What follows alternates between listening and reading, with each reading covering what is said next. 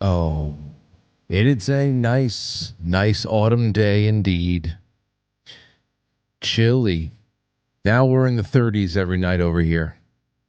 Took a little while. We felt the 30s when we went up to the Adirondacks in that first week of October. We always get to see like 3-4 weeks into the future when we go up to get a little bit higher up the altitude and all that stuff. But this is it. It's nice though. I feel like we haven't had rain in like 3 months. Continues. We had a sprinkle the other day. I don't know when we're going to get anything else, but I could use a nice rainy fall day. Those are always cozy. I have about 5 extra gallons of coffee. And I don't know. But it's going to be a good one tonight. It's Thursday. It's the 14th day of November, 2024. And we're bringing on an old friend. We're bringing on Timothy Alberino, who hasn't been here in months. I don't remember the last thing we talked about. I think he might have been on in the spring. Maybe. Was it the face peelers? Were we talking about we might have been talking about the face peelers down in Peru in the jungles on the hovercraft going through the jungle, peeling off people's faces. But tonight, I want to continue on with the theme of this week, which is, it's become a pretty resounding theme of the week, which is disclosure. Disclosure not as an opportunity that could be seized right now, and I'm talking about across the board. Just opening the books, declassifying things, showing people what is real, what has been, and what must never be allowed to continue ever again. Were you talking about JFK, Gladio, Pharma, Agra, UFOs, whatever the hell it is, high technology, suppressed cures, whatever the hell it is. Man, it's such a good thing. Not only would be a good thing, but again, we said, what is the plan forward after these next very brief 4 years goes by in a blink? Well, I think that would be the foundation for a really, really wonderful society that has at least knows what's up. It might give us a lot more time. So that's what I want to talk about tonight, especially since no matter what is going on in the foreground, in the background, there was another UAP hearing led by Nancy Mace in the Capitol yesterday, I believe yesterday. And I want to talk to Timothy about what the biggest thing he took away. I found some highlights that I thought were interesting. I'll bring it up to him. And then I have some other questions I want to ask that are a little bit more off topic and a little bit more ancient, especially when it comes to Mars and whether or not it was nuked. And perhaps is it a piece of that kinetic battle of heaven, the war in heaven that we've talked about so many times with Timothy? We've never gone off world with that one. And why not? And is that battle going on somewhere else in the galaxy right now? I don't know, but interesting things. And I like getting into getting into the weeds a little bit on a Thursday night. Tomorrow should be pretty fun too. I have a lot of Department of Government Efficiency, DOGE conversations we could have tomorrow as far as things being cut, because everything that they're talking about with Elon Musk and Vivek Ramaswamy made me go back into not only all of Rand Paul's Festivus reports, but we've been talking about government waste for so long on this show. I went back into like 2012 show notes I had when we started learning about how we were giving hundreds of thousands of dollars to see the effects that cocaine had on Japanese pigeons, specifically on their sex drive.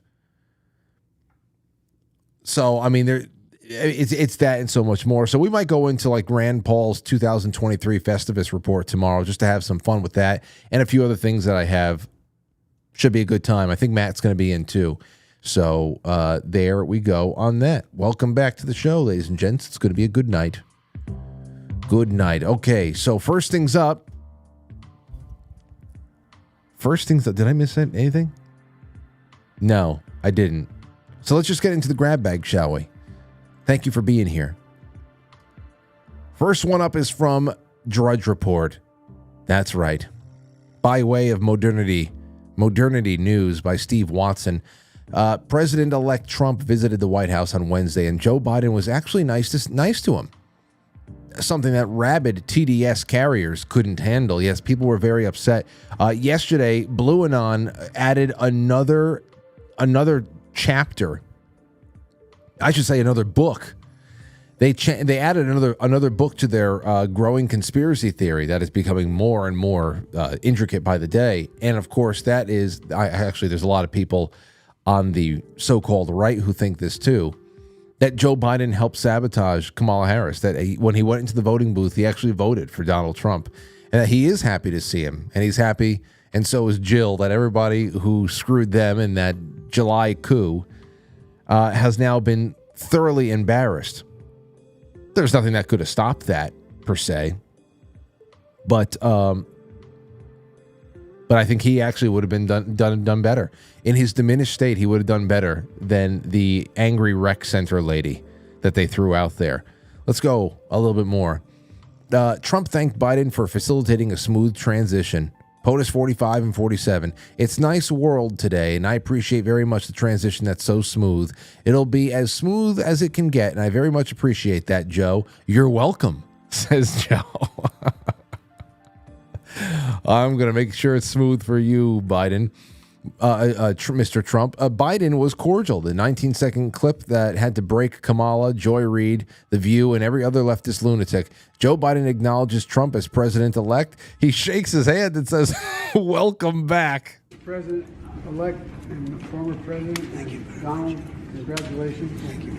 And looking forward to having like we said, a smooth transition. Do everything we can to make sure you're accommodated, what you need. And we're going to get a chance to talk about some of that today. So good. Welcome back. Welcome back.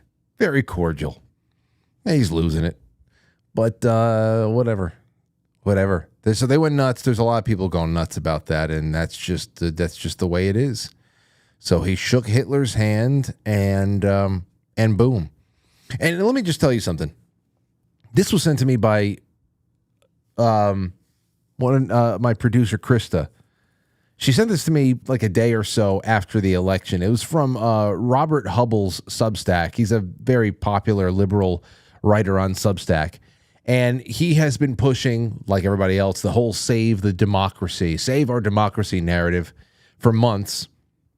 And here's his message, which, as Krista said, totally lacking in integrity, that he suddenly shared this with his unhinged followers after the election had concluded. Here's the quote.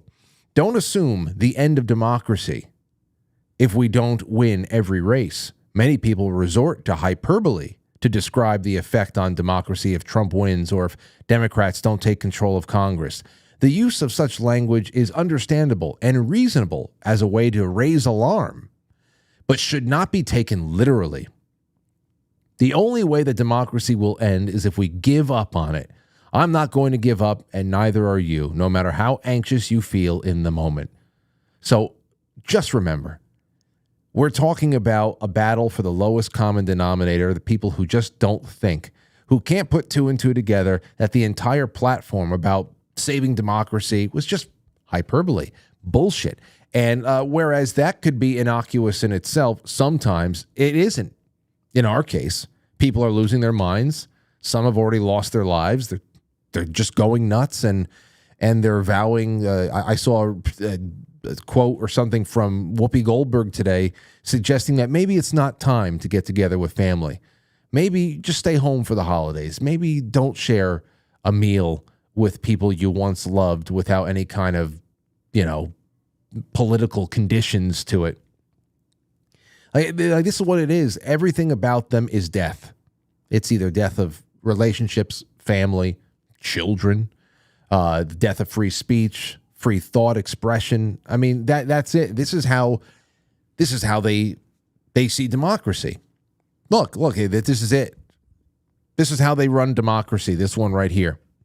FBI seizes Polymarket's CEO's phone electronics after betting platform predicts Trump win. What the hell this is about, I seriously don't understand. This is the guy that was just seen with Tim, what's his name, right? Waltz, not too long ago at a New York event. FBI seized Polymarket CEO Shane Copeland's phone and electronics on Wednesday morning, just a week after the election betting platform successfully predicted President-elect Donald Trump's win, the Post has learned. The 26-year-old entrepreneur was woken up at 6 a.m. in the morning in his Soho home by U.S. enforcement officers who demanded his phone and electronics, a source close to the matter told the Post. It's, quote, grand political theater at its worst, the source told the Post. They could have asked his lawyer for any of these things. Instead, they staged a so-called raid so they can leak it to the media and use it for obvious political reasons. What those reasons are, though, I don't know. You're talking about betting? So I don't understand how that would, I don't know. Unless they want the betting markets now to fall in line and just to be nothing but parallel to all of the truly fake polls. Copeland was not provided any reason for the incident, but the source said that they expected its political retribution since Polymarket accurately predicted Trump's win, not traditional polls. The government is likely to try to accuse Polymarket of market manipulation and rigging its polls in favor of Trump. Even if they did, he won. They were right. What is rigging? How can you say that something that was accurate can be rigged if he doesn't have any direct way of fixing the election? He's not fixing the election and also making money off of it. So that's why I'm just going to wait. Maybe you guys and gals have some sort of an idea. Polymarket, here's a quote, is a fully transparent prediction market that helps everyday people better understand the events that matter most to them, including elections. We charge no fees, take no trading positions, allow observers from around the world to analyze all market data as a public good. He was not arrested, though, the source said. The FBI did not immediately respond to the request. So I don't know where this all goes, as the FBI is going to go through a little bit of a administrative change, which who that is, we don't know yet. The rumors were Kash Patel. Oh, here's another example of how the left sees and manages a so-called democracy. The Onion has won the bid for Infowars assets. That's right. Right now, if you go to Infowars.com for the first time in God knows how long, there's nothing there. So they're going to relaunch the website when they rebrand it in some kind of joking, mocking kind of a way. This is what they do. Satirical news site. This is by way of CNN, so notice the way it's written. Satirical news site The Onion won the auction to acquire conspiracy theorist Alex Jones' Infowars, which was sold off as part of a defamation settlement after he falsely called the Sandy Hook Elementary School massacre a hoax. The Onion's bid was backed by the families of 8 victims of the school shooting, 1 first responder. It was also an exclusive advertising deal with the gun control group Every Town for Gun Safety, which has habitually lied about gun death. CNN was first to report the humor website had entered the bidding. The Onion. Jones was previously ordered to pay $1.5 billion, but he dragged his feet on paying back any of the judgment, even as the court record showed he continued to spend tens of thousands of dollars a month. Everything from the platform studio equipment, online dietary supplement store, a Terradine armored truck, its social media accounts, and even a Winnebago motorhome was up for sale to the highest bidder. The amount of the bid was not announced. Jones has used Infowars to spread some of the most disturbing and disgusting lies and conspiracy theories into the public discourse, and he enriched himself with millions of dollars in the process, profiting off of blah, blah, blah. So, The Onion got it, and they said they are proud to acquire Infowars. We look forward to continuing its storied tradition of scaring the site's users with lies until they fork over their cold, hard cash. Or Bitcoin. We also accept Bitcoin, they say. So it's just one of those things. I don't know. He's already rebranded. He hasn't stopped broadcasting at all. So they've got a scalp, and they'll hang it on their wall, and that'll, I don't know what it'll aggregate. I'm sure somebody will get paid to write stupid shit over there, and we'll have to see what they do. All right. In other news, real quick, today we got the announcement, Robert F. Kennedy has been nominated as the United States Secretary of Health and Human Services. There you have it. At 4:12 p.m. It happened right when I was talking to Adel for the 4 o'clock show. For too long, Americans have been crushed by the industrial food complex and the drug companies who have engaged in deception, misinformation, and disinformation when it comes to public health. The safety and health of all Americans is the most important role of any administration, and HHS will play a big role in helping ensure that everybody will be protected from harmful chemicals, pollutants, pesticides, pharmaceutical products, and food additives that have contributed to the overwhelming health crisis in this country. Mr. Kennedy will restore these agencies to the traditions of gold standard scientific research and beacons of transparency to end the chronic disease epidemic and to make America great and healthy again. We have to talk a little bit more about that tomorrow because, again, the people who push back on this, just because they have to, there is a knee-jerk instinctive reaction that is based in the worst brand of politics. You think about real issues for people: food, freedom, movement, the air, anything like that. Especially food and healthcare, like real healthcare. I'm not talking about how we can get every terrible thing covered by welfare insurance. It's more so about this. You should see the people who are clinging to things like corn syrup, clinging to fluoride. You should see what the hell they're saying. And all along the way, they're trying to add on to the intensity of their claims by saying things like, this is going to explode the costs of groceries because they're not using preservatives in there and things. And also, it's always a tacit admission that, listen, corn syrup is great to feed to the poor kids in this country. It's the cheapest thing we can get them. Not to find a way to not only shift focus on how even people with limited budgets should be eating, instead of taking all of our focus on these terrible food pyramids that have Lucky Charms at the top and all that other shit. You should see what people are saying. You want to talk about elitism. Elitism. Oh, it is so elitist. And then they say, then on top of that, we're going to be losing 40% of our farmhands, meaning they're illegal immigrant slaves. The Democrats love their slaves still to this day. Love them. Love them. Every turn, they admit that they essentially have an underclass of who they know will be permanently dependent Democrat voters who are right now indentured servants, slaves. They're working right now for plantation protection, and one day they're hoping by executive fiat everybody will become amnestied and or made into citizens, at which point they will still need to be on government dependence, because then they'll be, they'll be held accountable to the full pressure of the progressive tax system, which is terrible and actually de-incentivizes people to do anything in their lives that makes them move up the ladder, because then you lose all the things that were keeping you afloat. So it's slavery on top of slavery. They love it, but they try to call you racist and xenophobic when it's time to get back to common sense. We'll talk about that tomorrow. There's so many things. So many things. I'm just glad we're in a position to talk about it. But as soon as RFK was announced, pharma stocks took a nice big dip. Now, I'm sure it's going to bounce back up, and there's going to be a lot of you out there who actually think it's a good time to buy the bounce. Buy in now. Just a little something. There I said, oh, shit, here comes that Kennedy guy. So, JoJo from Jers. Oh, there's going to be a lot of that stuff on the second half of the show. We got plenty of stuff to do in the second half of the show when we're done with Timothy. So let's get this one started, shall we? All right. Share us far and wide. Wherever you're watching it, live or on demand, hit the share button, like, and if you're watching this on after the fact, please comment.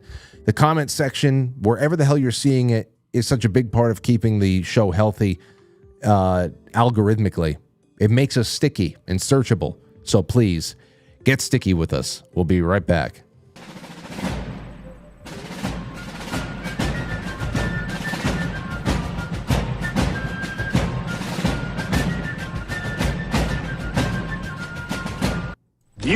one ant stand up to us, then they all might stand up. Those puny little ants outnumber us 100 to 1. And if they ever figure that out, there goes our way of life. It's not about food. It's about keeping those ants in line. That's why we're going back. Does anybody else want to stay?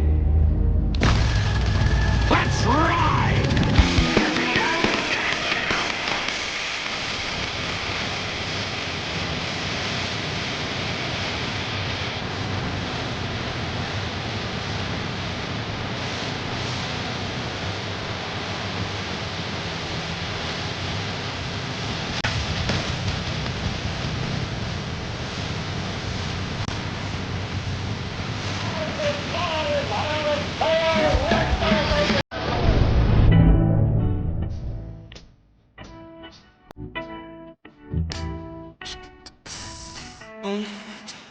Okay.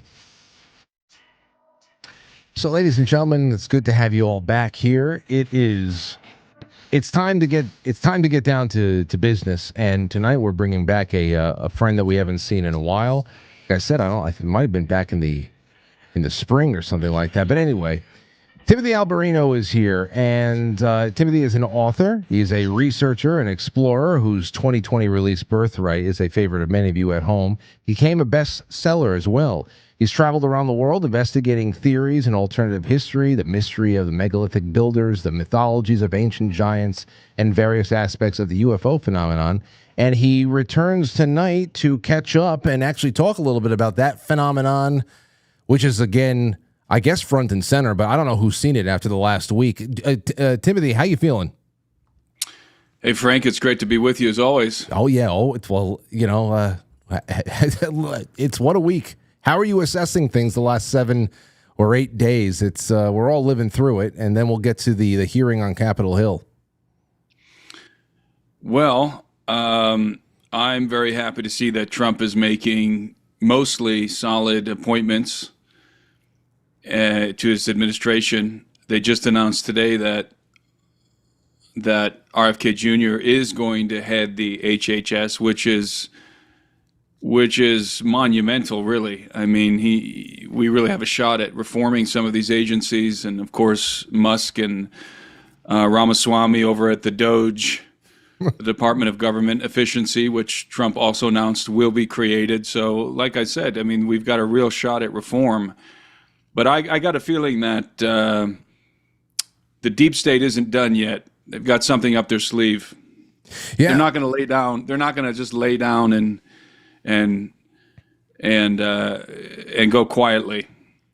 I think that's a great way to start into what we're talking about. We're going to be mainly talking about tonight, and that's all disclosure, because we were asking the same question here on Tuesday night. Then it came up again last night. It also came up in another show I was doing, and that was, now that what is really historically unprecedented comeback has happened, and there is once again a chance at a chance.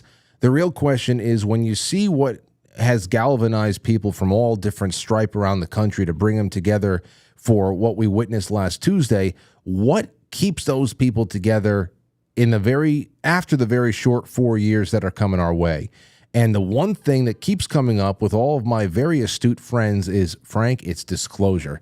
And it is disclosure across all areas: high technology, hidden cures, JFK, assassination programs, Gladio, and of course, what's going on in the skies, and UFO disclosure, which we got to talk about tonight. But what do you think about that from that standpoint? How important do you think disclosure is going forward for the next few years? Well, I think that the Trump presidency will be marked by disclosure of many things, as you're alluding to there. Maybe perhaps even disclosure of a stolen election in 2020, disclosure of criminal activity during the pandemic. I think we're going to see a lot of interesting revelations, interesting information come to light, and perhaps even in the realm of UFO disclosure. Trump himself, I don't believe, is very interested in in the, let's call it the alien presence or UFO disclosure. But hopefully people around him are. And he can certainly help the congressmen who are in this fight. And I think he can make a big difference if, as I said, if people in his administration are interested in this topic and Trump gives them authority to do anything about it. You said something there about the alien presence, and I guess that's really where we separate the wheat from the chaff here, because what's going on in D.C., which it's there for everybody to see, but it actually is in the background because of how big all the appointments, the news of every appointment is coming out. But it was out there. I watched a little bit of it. I saw Michael Schellenberger there and Luis Elizondo. Everybody has opinions on these particular speakers there, but there were some really interesting things that were said, and a lot of other stuff in between, a lot of babble that we've heard before that didn't really interest me, but there were some gems in there. I'd like to talk about those takeaways with you. But no matter what, when you talk about the technology that is being examined and put on the table, the way that's being described, the way that the craft are moving, whether it's us or from somewhere else, it's a world-changing proposition no matter what. If it's just something we created and kept secret, the kind of technology we're talking about is world-changing. Well, I think it's important to recognize that all of the whistleblowers who have come forward so far and all of the witnesses they all have the same opinion about this phenomenon.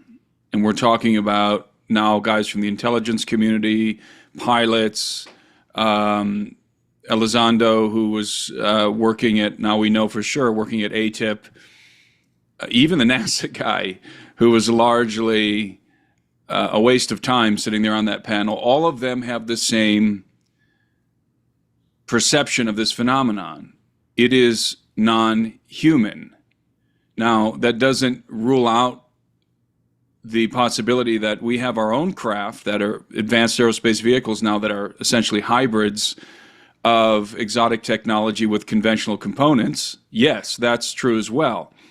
But the core reality of this phenomenon is non-human.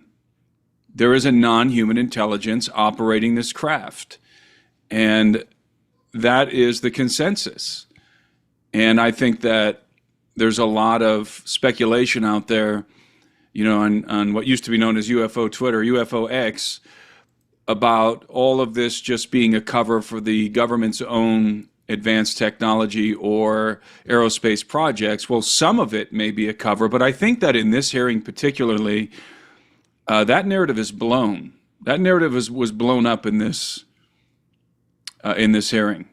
And specifically, this hearing wasn't as explosive as the last one. The allegations made by David Grush were certainly, I think, more alarming and incredible.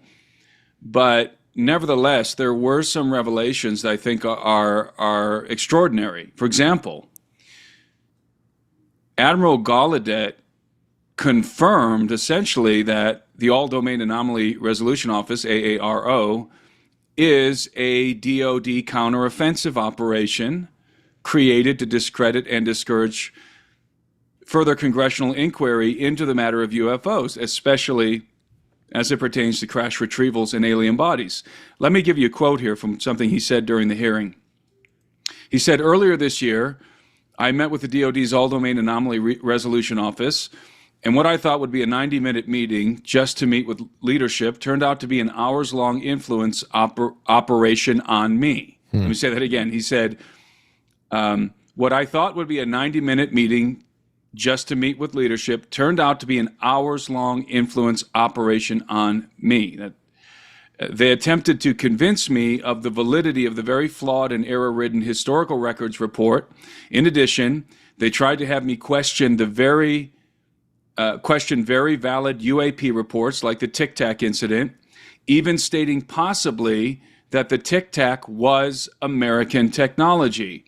And they also cast discredit on various UAP whistleblowers and witnesses to question their validity and credibility, end quote. So what the admiral is saying here is that he was called into a meeting with the Aero personnel, with what he thought would just be a meeting with leadership, and he found himself in a position where they were attempting to coerce him into making declarations that he didn't believe were true.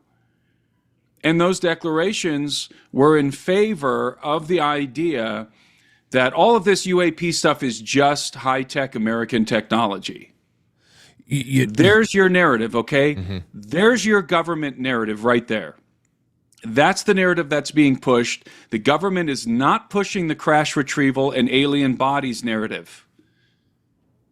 Quite the opposite. The government is pushing, and when I say the government, the DoD specifically in this case, the Pentagon, they are pushing the narrative that UAP are conventional or unconventional technology developed by us, essentially, developed by the United States Air Force or aerospace contractors.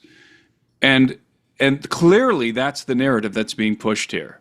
I think that's why a lot of people are skeptical. I mean, there's a lot of reasons why people are skeptical. I think people that were used to be a lot more interested in this just want to see a damn alien all of a sudden.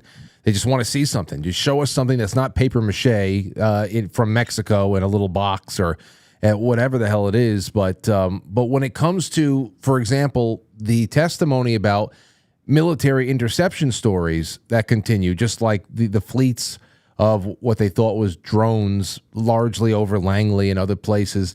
When you say that those things are hovering over military bases, or like they said in this last hearing yesterday, that there is recon being run over nuclear facilities and research and development sites.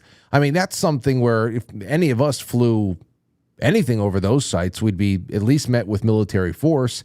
I don't understand how these stories can just be put out to the public and it doesn't conclude with the military responding with lethal force. That's just weird.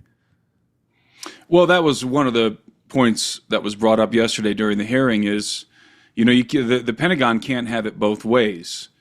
They can't be denying a national security threat or that UAP constitute a non-human, perhaps even adversarial presence, and at the same time say there's nothing to see here, this is just all conventional or perhaps unconventional secret Air Force technology or something like that.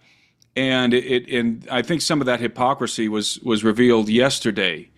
That there's obviously, and I've said this before, and there's obviously a factional conflict going on right now inside of the government. You have what Richard Dolan calls the Secrecy group, and then you have the Disclosure group. And the Secrecy and the Disclosure group are at odds right now. And the Disclosure group is pushing for more hearings and more witnesses and more testimony. And the Secrecy group is fighting tooth and nail. And I know that that's true. There is an element of the United States, what I like to call the dumb state. Others call it the deep state. Actually, the dumb state is a bit different. That's, a reference to deep underground military bases where a lot of these projects are actually being developed. There's a lot of obfuscation happening right now. In fact, the Pentagon's own research organization, Aero, was denied access to the documentation regarding the Nimitz incident, the Tic Tac UFO. Mm-hmm. So let's think about this for a moment. So here they bring in Admiral Gallaudet, who was one of the witnesses yesterday. The Aero does in a debrief with him to ostensibly to debrief him about his experiences with UAP. And here they don't even have access. They admitted to Congress that they couldn't even get access to the Tic Tac material, the data, the information related to the Tic Tac from the Pentagon. Couldn't even get access. But here they are trying to convince the Admiral that it's not non-human, it's U.S. secret technology. that's developed for the Air Force or whatever it was that they were trying to convince him. Obviously, you have a preconditioned narrative from the Pentagon that they are going to try and push all the way through this process, this attempted disclosure, let's call it, the effort for disclosure. They're going to continue to push the narrative that UAP have conventional explanations. But at the same time, people on the other side are trying to bring out witnesses and individuals from private sector and government to testify about the phenomenon, and all of the witnesses are saying the same thing. This is a non-human phenomenon. So to all the people who think that the whole thing is just a disinformation operation, well, you have to explain that the incoherency of the message. You have to explain the conflict that's apparent, the public conflict between the secrecy group and the disclosure group. And I've been interfacing with some of the congressmen on the UAP committee, and these are good dudes. These guys are very, very upset about the proposition that that elements of the United States government, in collaboration with aerospace defense contractors, are intentionally circumventing Congress and effectively the American public, and are hiding all of this information from us using taxpayer money, and also I would say probably dark money sources, but certainly taxpayer money. These guys are very incensed about this, legitimately. This is not a show trial. This is not a disinfo operation. As I said, the guys who are at the core of this thing in Congress are extremely sincere. They want to know if the government has in fact recovered alien craft and alien bodies and is reverse engineering that technology, or has been for a long time. So there's a sincere effort, and that effort should not be ignored or just just dismissed as a disinfo campaign. Here's the thing, though. Even if it is just conventional American there's nothing conventional about it. Just learning that this is Americans, or this is anybody, any state in the world that has been behind this stuff that people are seeing in the air, it would be just as breathtaking a disclosure as being told that there's intelligent life in the Jovian system to me. Because, like, for example, this quote right here, this was from the hearing yesterday. I think Elizondo said this. Documents have been submitted to Congress that show beyond a shadow of a doubt that we've been dealing with this issue since the early 1950s. I'm talking about objects that still to this day can operate beyond any type of performance characteristics of our modern aircraft. These aircraft were captured on radar in the 50s, doing 10,000, 13,000 miles an hour, and are able to execute an immediate right angle turn, do 180 degrees, pop in and out of our atmosphere, and even underwater, which we were talking about that too. And he says, where were we in the 1950s? We had barely broken the sound barrier. So, I mean, this in itself, even if there was no extraterrestrial intelligence that was involved in the creation or the reverse engineering of this technology, it's just as dumbfounding. So, I mean, yeah, the problem is that there's a few different prevailing theories floating around out there right now. One of the theories is what I mentioned, that the whole thing is just a psyop, the entire thing, that every effort there is no good faith effort from anybody in government. The whole thing's a psyop. That's one opinion that's floating around out there. The other opinion is the technology's real, the craft are real, but it's all ours. And it's based on breakthroughs in physics that are known, that are published, and the public has simply not been aware. Well, I've got a problem with both of those narratives. I think I've expressed my problem with the first narrative, the psyop narrative. It's completely incoherent when you add all of the data up. But the second narrative, that we have this technology because we've developed it, and we're using the aliens sort of as a distraction because we don't want people to know that we have this advanced tech. problem is that if it's based on science that's known and publicized, why in the world would the Department of Defense allow that material to be in the public sphere? We certainly wouldn't want China going in and making the same advances in physics. We wouldn't want them to be creating the same kind of technology. We must maintain our technological advantage at all costs. And I think that's a very good idea for the United States of America to do that, as long as it's in the right hands. So neither of those narratives are very coherent to me. The one that makes the most sense, and I know that my colleagues in ufology, the ones I respect the most, all agree with this assessment. And even if they don't vocalize it, they all agree with this assessment. The most coherent narrative is that back sometime around the 1940s, we were given or stumbled upon or recovered technology. And we have been working to reverse engineer that technology, and we have done so with varying degrees of success. We have had limited success in back engineering some of the alien technology. And as a result, we have been able to fabricate, to manufacture our own advanced aerospace vehicles that incorporate some of the capabilities of the alien craft. And that now there are quite a few American-made, let's say, again, in collaboration with the aerospace companies, advanced aerospace vehicles that are being confused with UFOs. So you have both things going on at the same time. You have our craft and you have their craft. But clearly, and again, evidenced in this, in Admiral Gallaudet's testimony, the Pentagon wants us to believe that it's all ours. And furthermore, there was an effort by Aero last year, either at the beginning of this year, I think it was the end of last year, they did a briefing with Congress, and they attempted to dissuade the congressmen from further inquiry into UAP, especially as it pertains to crash retrievals and alien bodies. Why? Because what they did was they presented a series of cases that were slam dunks for them, easily debunked. You know, and among these cases was the so-called jellyfish UFO, which is a cluster of balloons. Okay, it's a cluster of balloons. I know that for a fact. It's a cluster of balloons, and so they presented Congress with these layups, these easily falsifiable accounts and sightings of UFOs.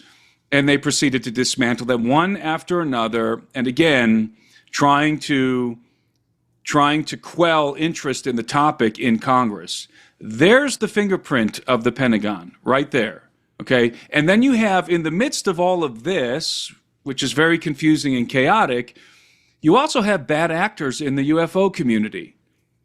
And I'm ranting a little bit here, Frank, but you have bad actors in the UFO community who are injecting all kinds of nonsense. And there's also a lot of, how can I define this? Grandstanding and showboating going on behind the scenes among certain personalities in the UFO community. And it's all about who can get their face on TV the most, and who's going to be invited to sit there in that room during these hearings. And so it's a mess. And I even saw, and I think it's real, somebody in Congress, and I don't know if it's Nancy Mace's office or somebody in Congress, is already selling merch, like disclosure merch. So it's kind of turning into a circus. And I don't know how I got off on that tangent. No, but I can see there's a lot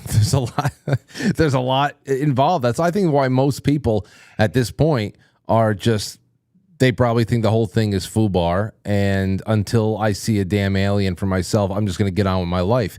And I want to ask you this before we get into one of the really the thing that interested me the most about yesterday, and that, of course, was the psychological aspect and the psychological experiences of almost like consciousness linking experiences that observers have with the craft.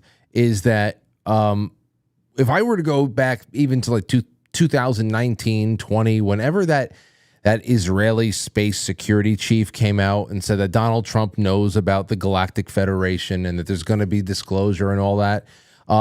Whether it's that or whether it's Stephen Greer or anybody else who talks about this to that level about contact and what's going to have to happen for that to make itself, solidify. I've told you, I think, and others, I have a hard time accepting the whole, well, the humans aren't ready yet line, because this implies that extraterrestrials, regardless of their origin, if it's interdimensional, if they're from heaven, if hell, whatever the hell we're talking about here, non-human entities are waiting for us to be ready, yet at the same time, the ETs are only communicating with the very organizations that are actively holding the world back from making progress. So right. That's the whole thing where the logic is broken for me. It's made me even resign to the belief that as far as UFOs go, we're probably just talking at least largely about hidden technology. That's just where I've been, because I can't process the reasons why they wouldn't just circumvent earthly governments anymore. The problem is for the government. The problem is that the phenomenon is accelerating. It is becoming more and more evident to everyday people that the UFO phenomenon is real, because more and more people are capturing video of these craft all over the world. And it's sort of, because we're living in an age of AI, it's not like 15 years ago where somebody posts an incredible video online of a saucer or something that was captured in Mexico in the sky, and everybody sort of stops and analyzes the video. It's not like that anymore. Now videos get posted left and right, and nobody really cares anymore because it's just too difficult to differentiate between AI at this point, which is a real problem, and I get it. I do the same thing. You just don't have the time and effort to try and track down a video to see if it's AI, and it's going to be near impossible to do that in the future anyway. But the truth is that the phenomenon is burgeoning, and there's just way too many incidents happening now involving our Air Force and our Navy and other elements of the United States government. They can't keep a lid on it. They simply can't keep a lid on it. We live in an information age. They cannot, they're not in the business, not like they used to be, of just whacking people who were saying too much or leaking stuff. So the only thing, and I always say this, the government cannot control the phenomenon. They can only control the narrative. So what we're seeing is a scramble to control the narrative. And so obviously, you have to admit certain things in order to get control of the narrative. You have to admit that the phenomenon is real. You have to admit that certain footage is real, like the Go Fast gimbal and the TikTok and the Nimitz. And, because the public just isn't going to take you seriously if you don't. So you have to control the narrative. And that's what we're seeing. We're seeing a campaign to control the narrative. But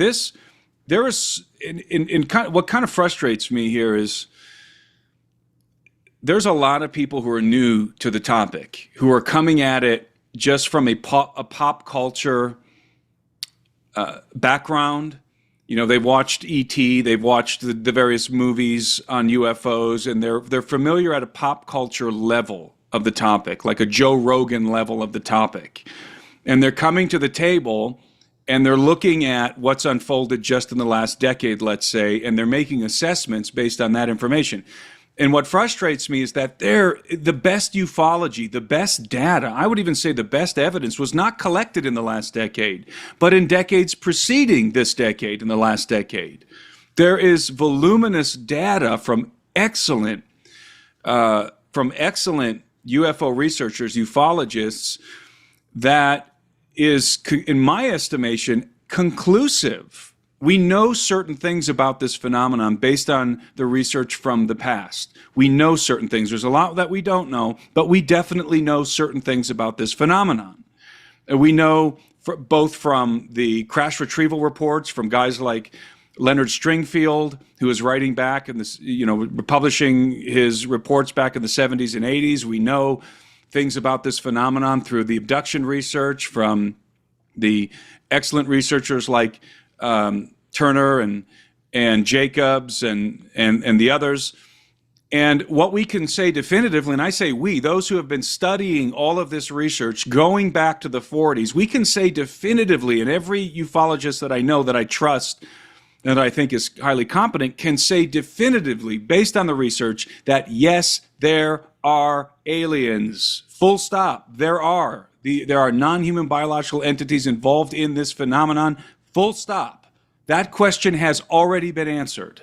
And it's frustrating to see people revisiting that question as if all of that data doesn't exist. And people say, well, let me see the bodies. Well, you believe in electrons and you've never seen them.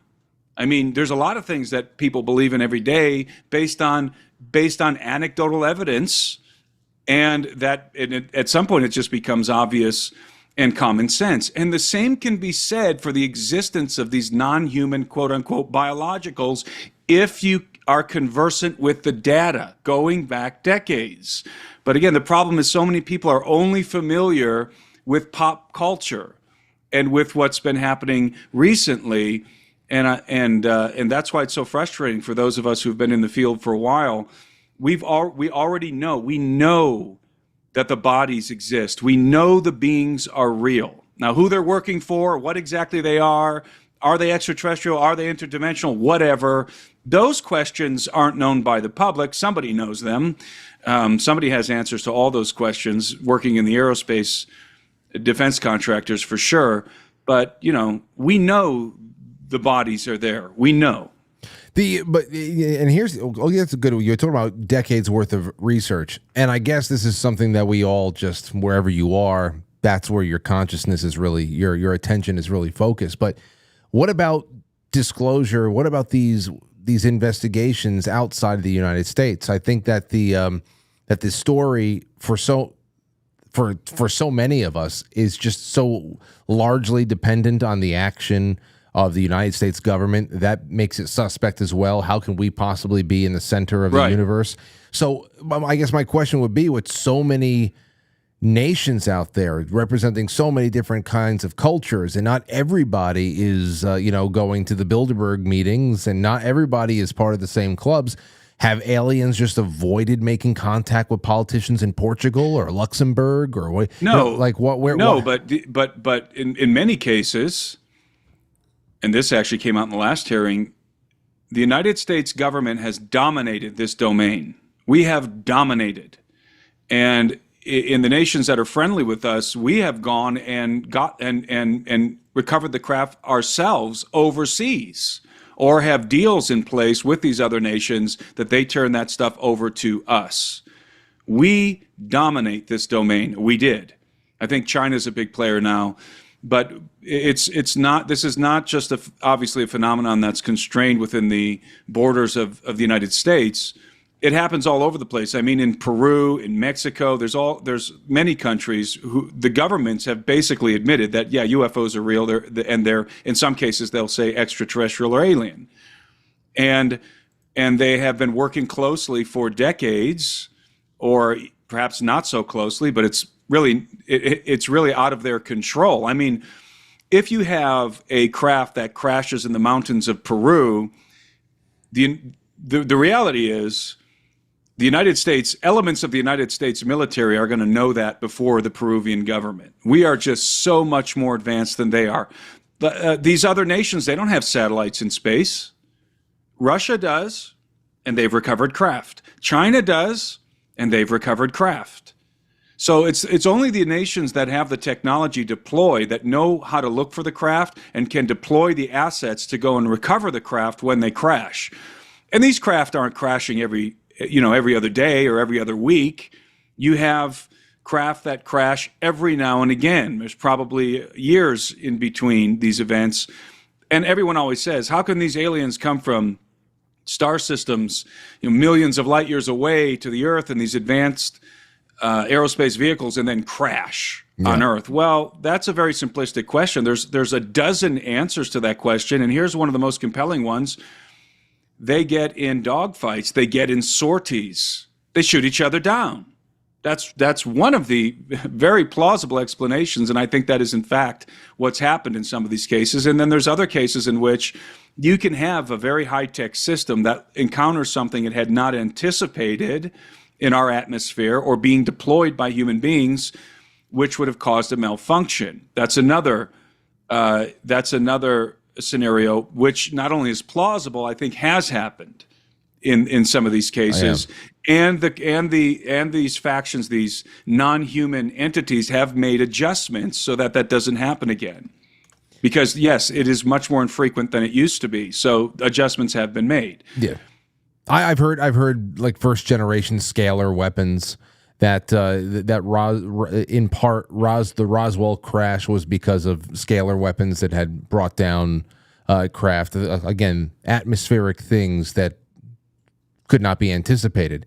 But when it comes to and here's one thing I would love to hear from you about, because I have to imagine that even on a missing 411 level, this has to be part of at least playing a big part in what has become the abduction phenomenon over the years.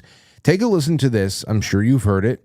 And here is a specific statement made about the interactions with these craft just upon observation, ground level observation, shared awareness stuff, psychological stuff. Take a listen to this, everybody. Mr. Schellenberger, in this report, it's striking to me that regarding the descriptions of experiences with these various craft, several of them include biological effects and several do not. Are you familiar with what I'm talking about? Yes.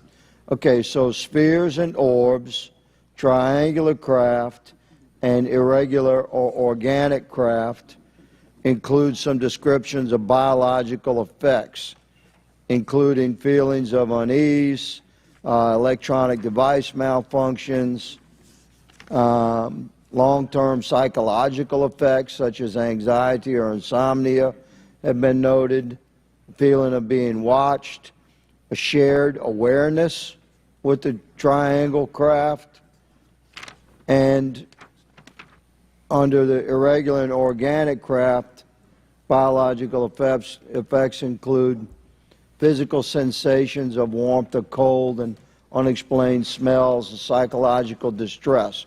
So these are very specific descriptions of the reactions of human beings, which allegedly have been noted from a study here. So if I take this and you think about, if anybody is taken out of their comfort zone and you come face to face with something you've never seen in your life and you know that you're staring at something special, I can imagine all types of anxious feelings, dread, elation, whatever. A lot of that can just be biochemical response of a stimulant that is frightening and awe-inspiring. But the shared awareness thing, I mean, I've had friends who have seen the biological, the organic craft, the kind of the almost like undulating orbs that are just hanging over the sky in Long Island Sound. And so I have a wide open mind to the truth of the matter, what they may be.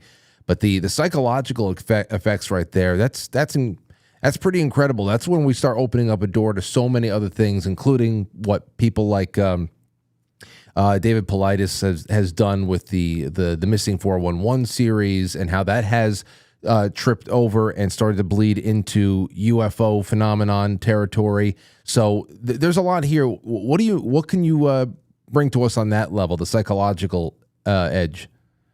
Are we talking about people who are observing UFOs just like regular people? Or are we talking about pilots in fighter jets who are getting in proximity to UFOs? You know what? I think he's just talking about people who are just observing, even from ground level. But then there is also, I mean, anything you got on the pilot level too, that'd be great. Well, we know that there were reported medical incidences with pilots who got too close to the craft, to these advanced aerospace vehicles. They experienced all kinds of psychological and physical, let's say, consequences. One of those effects was time dilation, rather, in which time moves it differently than when you're in proximity to the craft than when you're not. That's one of the very interesting things that was reported, and this all came out in the last hearing. But there's been all kinds of medical issues, neurological. I think we probably can say with a great deal of certainty that pilots have been killed trying to intercept these craft. So, I mean, there's certainly neurological and psychological effects when you encounter the craft at close proximity. Now, for those who are witnessing UFOs or in the proximity of UFOs outside of the context of being in an aircraft, one thing you have to understand about this phenomenon, and I'm going to speak specifically to the non-human aspect of this phenomenon, the alien aspect, is that you're dealing with a highly, how can I say this? And I'm going to use the word telepathic, but that it's more than that, but a highly telepathic experience, an experience that engages you psychologically, and an experience that actually, a presence, let's say, that has the power to alter your own perception of reality. That's clear. That's part of this phenomenon, especially as it pertains to the abduction, alien abduction. These entities have either biologically speaking or technologically speaking or both the capability to alter human perception. And I think this explains, and we've probably talked about this before, I think this explains some of the strange phenomena that we see at Skinwalker Ranch and other such places around the world. We are engaging with an agency that is far superior to us technologically and can manipulate us psychologically. Both of those things are true.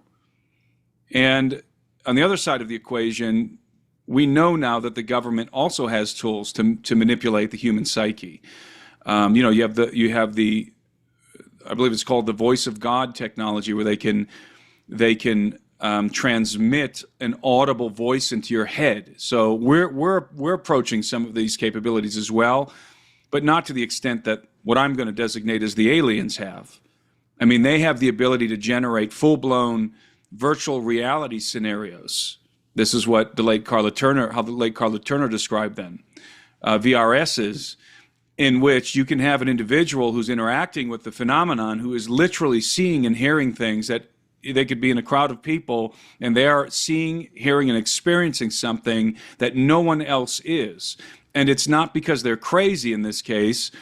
It's because they are engaging, or rather being engaged by this phenomenon. And that's true. That's absolutely true. Well, I there's one more question I want to ask you on this, just from a technological standpoint, and anything else that you can fill in.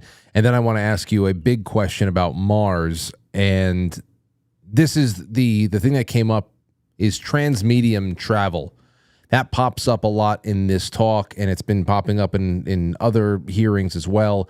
That is especially from air to sea, as if there is no change in atmosphere. It has a lot to do with the Pais effect. We've been talking about that, the displacement of just the area around an object that allows it to just go as if there is no water resistance, there is no wind resistance, there's no G forces. You can take the 90-degree turn there.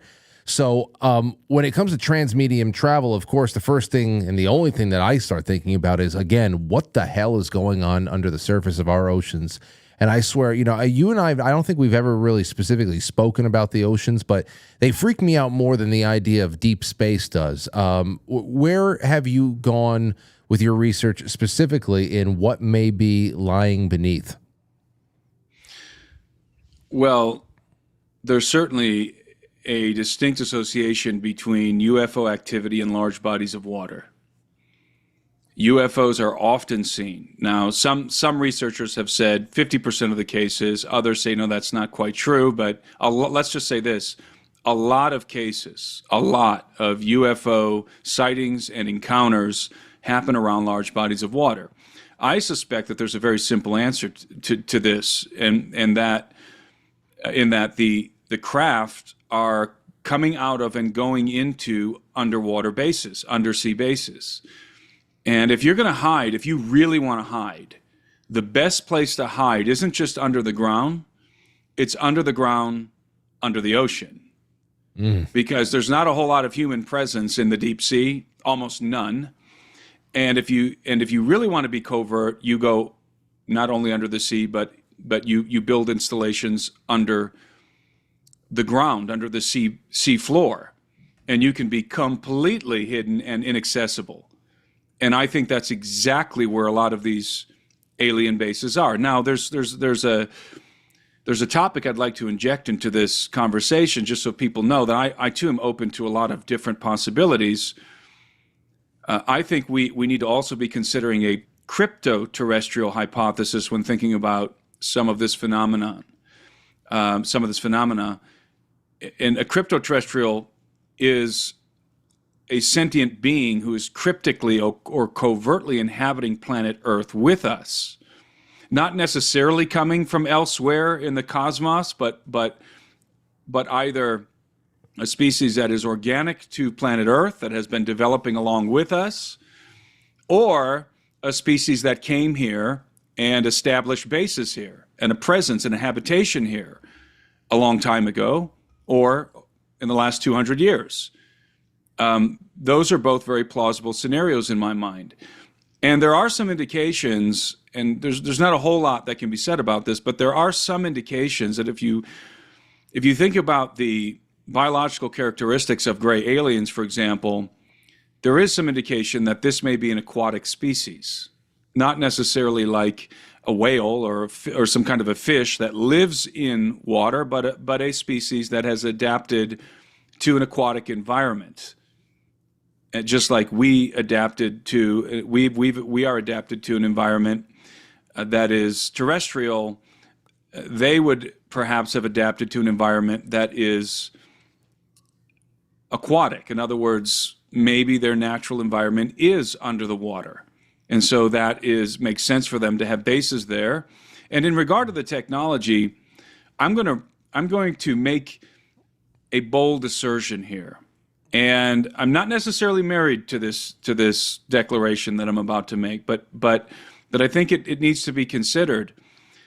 I don't believe that any of the currently publicized science, that any of the known physics, whether it be from Hal Puthoff or any of these guys, is 100% accurate in regard to the technology that's being deployed.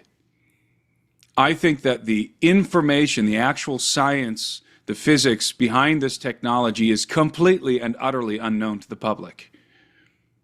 And I think that I subscribe much more, let's say, to Bob Lazar's testimony, where he says that what they're doing is amplifying gravity waves, and that the amplification of gravity waves, when you manipulate gravity, you're also manipulating the fabric of space-time. So essentially, if you can do that, you don't have to move through a medium. You move the medium around you. That's what you do. And if you can move the medium around you, then it doesn't really matter. Maybe it does matter to some extent, but as it pertains to the air and water, the distance of the molecules doesn't really matter if you are moving space-time around your craft rather than moving through the medium of the air or the medium of the water. Yeah. That's that Pais. And I think that's Salvatore Pais. Did you ever speak to him? Did you ever conduct an interview with Salvatore Pais? No, I'm aware of him. I've never spoken to him. Okay. I would love to see you guys talk, because that is that would be it really cuts to the core of what you're talking about there. Just the displacement of the area around the object that creates the propulsion. And I am by no means in command of the physics here. I'm not a physicist. In fact, I really suck at math, so I would make a really bad physicist. But I do understand one thing. I understand that if this is the technology that we're using or that they're using, that's been published openly, publicly, then China is developing the same stuff. And I don't believe that that is the case. I don't believe that the United States military, that the United States government would allow the science to be publicized that would result in this advanced technology. That would seem to be would be very stupid, I think, if your interest is national security and technological superiority. Yes, it would. But then again, you know what? We are just about to embark on this, on 4 years of possibility, and let's hope that we continue on with this, and it becomes a little bit more of a fertile ground for disclosure on all subjects. But, yeah, and now having said that, let me add an addendum. Yeah, I do believe that some of that technology, some of that theoretical physics that's being proposed by these guys, that you can derive technology from it. Some of it is probably true, but the mere fact that it's public, available, can be translated into Mandarin tells me that it's not exactly right, and you cannot derive functional technology from it. And I just want that. I just wanted to put that out there. Now, again, I'm not married to that idea, but it seems logical to me that would be the case. Okay. Well, as far as ancient technology, high intelligence, and even the biblical narrative, I want to switch gears just for a little bit. Keep it spacey. Sure. And all that stuff, but I want to get you on the record with this next thing, because I dug up an old thread from 2019 that I may read in the second half on Mars, and it made me think, because you were the first one to come on this show to talk specifically about the biblical account of the war in heaven being an actual kinetic battle, one that that didn't play out in an ethereal plane, but right here with heavenly craft technology that resembled war as we know it. Well, I dug up, like I said, this old thread about Mars, and what I wanted to know what you think about the theory of Mars being ruined by an ancient nuclear war, and that its demise has a lot to do with our our place over here in Earth. Is it a? Let's just start with that. What do you think about that theory? Oh, I would be sympathetic to the idea that there was how can I put this? Let me put it in these terms. I'm sympathetic to both the idea that there was an artificially produced catastrophe, like maybe something nuclear, maybe not nuclear, maybe something much more advanced than that. For example, antimatter, antimatter explosion is way more powerful than nuclear. So I would probably lean towards antimatter, but I know that there's some people say that there's evidence of specifically a nuclear explosion on Mars. I've not looked into that. I'm aware of the theory. I've not looked into the data myself, but again, I'm sympathetic to the idea of an artificially induced catastrophe that was brought on by the detonation of some kind of destructive technology, and even more sympathetic to the notion that Mars experienced an unimaginable, how do I want to say this? That it experienced, let's say, a devastating cataclysm. And I think that cataclysm was the result, personally, of the explosion of a planet or planetoid that once existed between Mars and Jupiter. And maybe both of those things are true. In fact, I would be sympathetic to both of them being true at the same time, that there was some kind of an artificial catastrophe, and at the same time, Mars has been subjected to an unimaginably destructive cataclysm, perhaps resulting from the explosion of a planetoid that is now the asteroid belt between Mars and Jupiter. Well, that's an interesting concept. The asteroid belt is the remains of an old planet. Yeah, I remember the thread, and when I had brought it up here, I remember it had a lot to do with the presence of xenon, and how it's risen in our atmosphere over here since we started testing nuclear bombs, and it had something to do with the Viking probe and all that stuff. So and then it always comes back to people with Cydonia, the face, the pyramids out there. Nobody believes that there's a good amount of people who believe that it's impossible for those things to naturally just crop up like that. Well, there's something interesting to be said of that. You know, about a decade ago, that was a big deal. You had Richard Hoagland going around talking about the face on Mars. And there's not only allegedly is there a face, but there's also a pentagonal pyramidal structure there in the same vicinity in the region of Cydonia. There it is. And also, you also have what could be construed as a metropolitan complex there as well, like a city. And what happened was the Viking probe came back with these images, and they were low resolution images, and people entertained these ideas. And then they sent up another, I can't remember what it was called. There was another observer that was orbiting Mars, and it was able to capture higher resolution images and ostensibly debunked the face on Mars, the pentagonal pyramidal structure, and so forth. And there's two things we need to consider here. First and foremost, NASA is in the business of airbrushing. They really like Photoshop a lot. That's the first thing you have to consider. The second thing you have to consider is if the Cydonia region of Mars was subjected to a exceedingly destructive force, like a cataclysm resulting from the explosion of that planetoid or planet that we mentioned, then we would likely see, especially in that case, we would likely see the vaporization, first of all, of most of that planet. Most people don't realize that. Most of the planet would be vaporized. But we would also see an intense heat that would be radiating on Mars such that it would have the potential to melt the mountains like wax, just as the Bible describes, by the way. And the Bible uses that term, and I don't have the address here in front of me, but it uses that term in reference to the earth witnessing, the earth itself being a witness to a cataclysmic force that could melt the mountains like wax.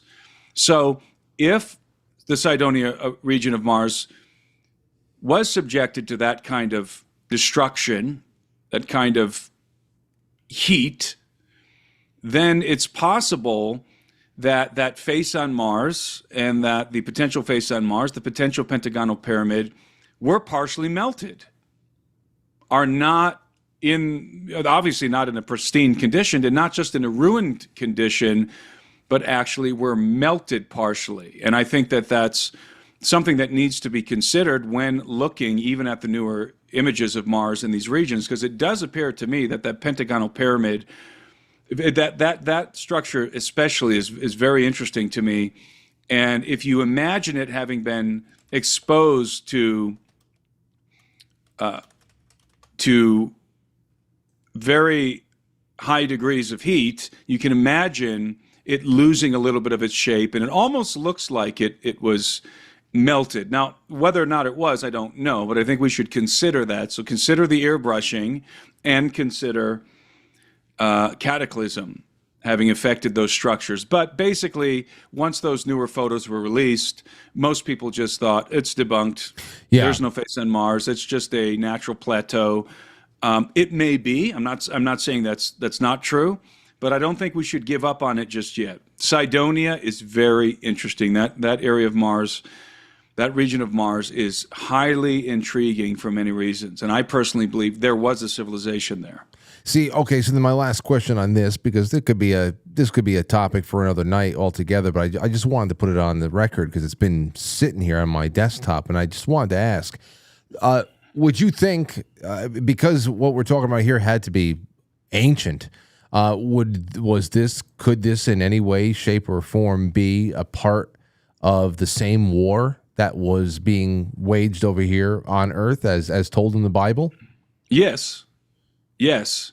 And in fact, it's difficult. This takes a long time to unfold, so I won't attempt to do it here. But, I always say that the most consequential book I've ever read in my life is a book called Cydonia, The Secret Chronicles of Mars by the late David Flynn. This contains that book here. There's David Flynn. He died in 2012. And I've actually been going through, in my members community, I've been going through, systematically going through this book with David Flynn's twin brother, Mark Flynn. And we've been going chapter by chapter. And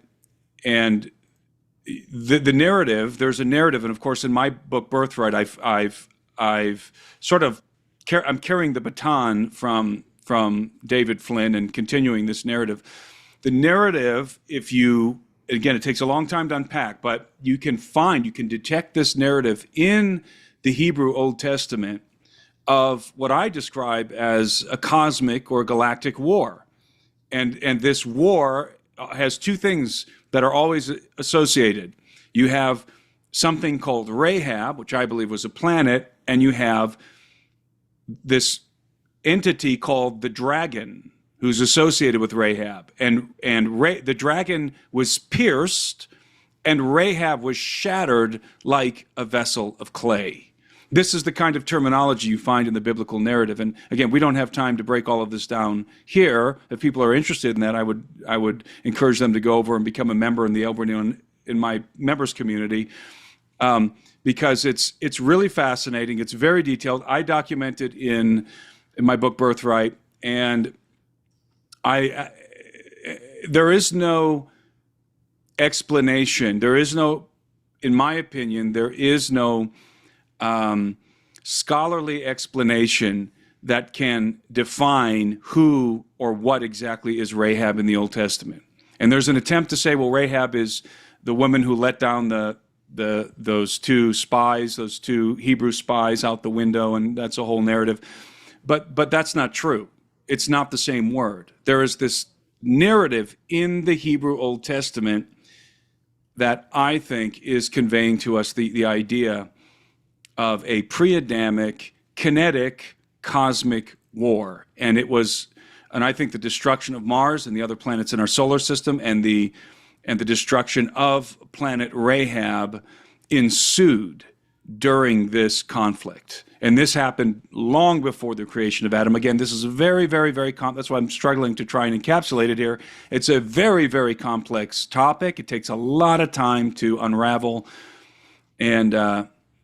but it's exceedingly fascinating. Oh, it definitely is. And it's funny. I'm going to keep I have about 10 questions that were sent to me for you by a member of the audience. Her name is Carly, and she had questions that were mainly based on Flynn's work. And it's they were questions that were based on not only Flynn's work, but also your work in Birthright. And without spending a night really packaging, laying out a chronological discussion on this topic, I didn't want to start getting into the weeds there. But one of the questions she asked me that we've essentially answered along in this little tiny nutshell of a segment, she said, "Can Timothy use the planet Mars, the state it's in right now, what the state of disrepair, all that stuff, to expand on the idea that the spiritual domains might extend beyond Earth? What transdimensional or extraterrestrial territories are contested by spiritual entities, as discussed in Birthright?" I guess it's very easy to see that you would say yes. The spiritual domain does extend beyond Earth, and especially if you think that Mars met its demise, whatever civilization was there, could have been there, met its demise during the same battles that you've mapped out for us in the Bible. Yeah, I think my only scruple with that statement would be the word spiritual. I mean, when we're talking about Mars and Cydonia and cities and pyramids and the face on Mars and kinetic war, we're in the realm of the physical here, solidly in the realm of the physical. And I believe in a spiritual component, but in the same way that I believe that we human beings are composites of spirit and flesh. And I don't think spirit means what people think it means. And I don't necessarily subscribe to a spiritual realm, like an ethereal place where there's nothing physical, or like a completely different realm altogether that's separate from the universe in which we currently inhabit. And so that would be my only thought, preliminary thought. But yes, otherwise I agree that again, as I stated earlier, I believe that certainly Mars, perhaps other planets in our solar system, including the Earth, were inhabited in a pre-Adamic context, and I believe that the biblical narrative, that there are intimations of this reality and the conflict that brought them to ruin in the biblical narrative. And again, we're going through all of this in my members community, and anyone who's interested in a deep dive can go over there and you'll see that content. And I certainly would be willing to come back on your show and unpack this in a much better way. Again, it takes quite a long time. You have to reference the relevant passages in the Bible, and there's a lot to discuss. Okay. No, I'd be down with that, especially once the holidays are over. I'd love to get into the weeds on something like that in the winter, and that would be really, really great. So we're going to put that one on ice, and I'm glad that I brought it up then. So, okay, well then, Timothy, it's a fascinating conversation. It really, really is. Yeah, it is. I'd love to, because especially when you look up into the sky at night and you can see, whenever certain planets come into view and you catch a glimpse of Mars, or Jupiter has been over the horizon a few times over the last few weeks,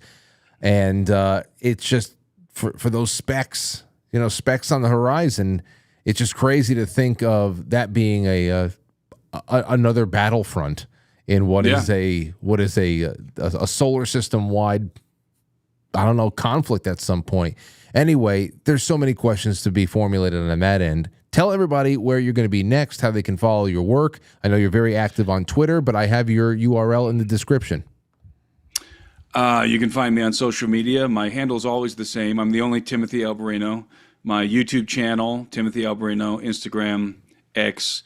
And if you're interested in joining my members community, you can go to thealberinoanalysis.com, thealberinoanalysis.com, and join us in those conversations over there. Thanks, Frank, for having me back on. I always like talking to you. You always have very interesting questions.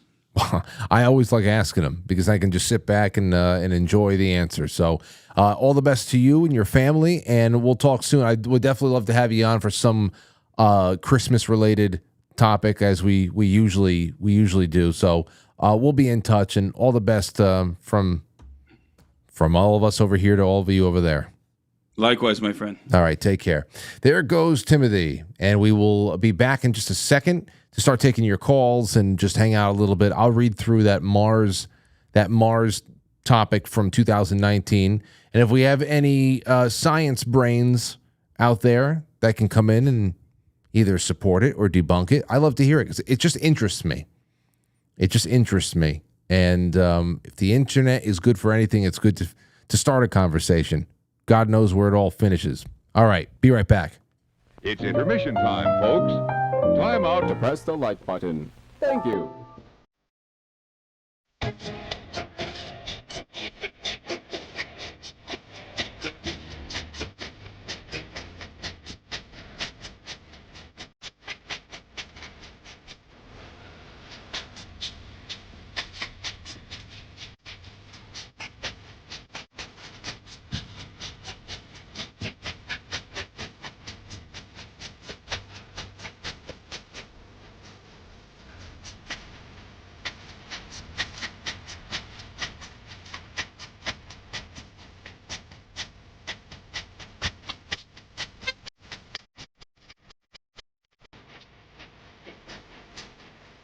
You are now entering, quite frankly.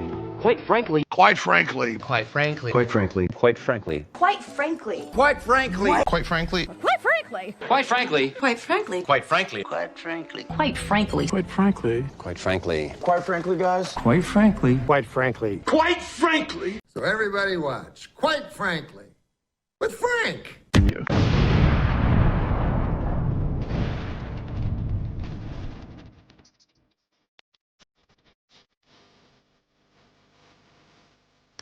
Oh, I saw that Wendy Mahoney just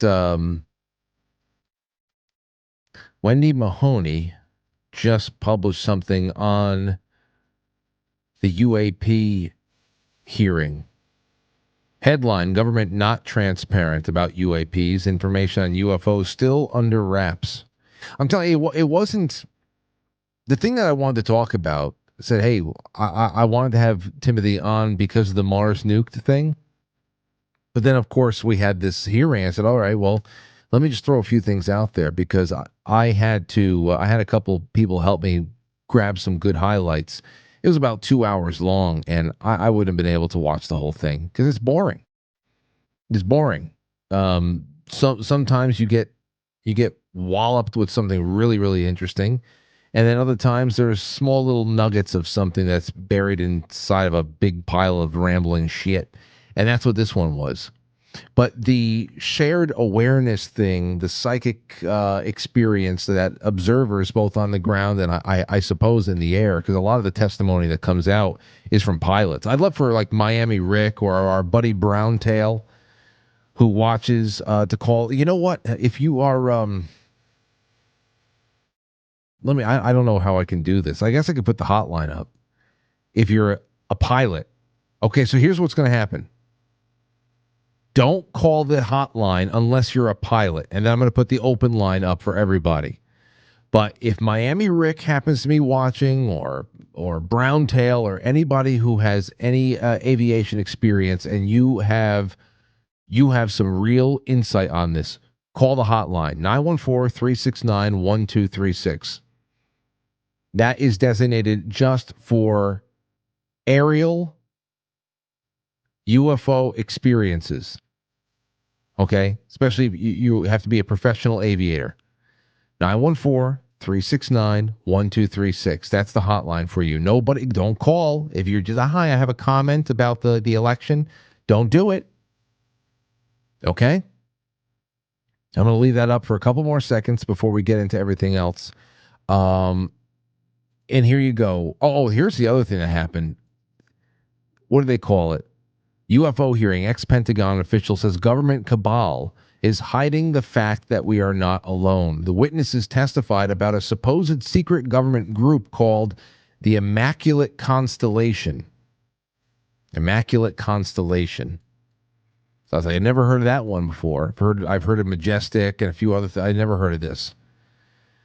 On quite frankly, superchat.com, Jay Britt says, Frank, I always enjoyed Timothy Alberino's visits. I've been a geek for this stuff since I was a kid when Chariots of the Gods was released. Keep it coming. I love it. I'll always keep delivering nights like this. I love it so much. Jay Semo says, fascinating, especially the Mars discussion. Well, let me give this to you then. Here you go. And I say, whatever you can throw back at me on this, I'd love to just to see what we have brewing in this audience. It's from June 2019 on the Chans. It says, listen up, because I'm going to drop a real hard red pill on y'all. What the hell's this? Is Rick Carmen calling me? Is he a pilot? Rick, real quick, are you a pilot? Rick, are you a pilot? No, I'm not a pilot. Okay, Rick, this is the hotline. So call the other one. I'll have to read this other thing. I'll get you back. Guys, work with me here. In fact, I'm going to have to, guys, work with me. And I had to pick it up because all of a sudden it was showing up on the screen capture. And I don't know if everybody saw. Oh, no, that was a window capture. So nobody saw it. Good. I didn't want Rick's number to be doxxed. I had to pick it up.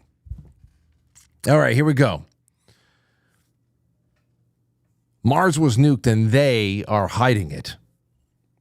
You all like gas, right? So let me call your attention to one gas in the periodic table called xenon.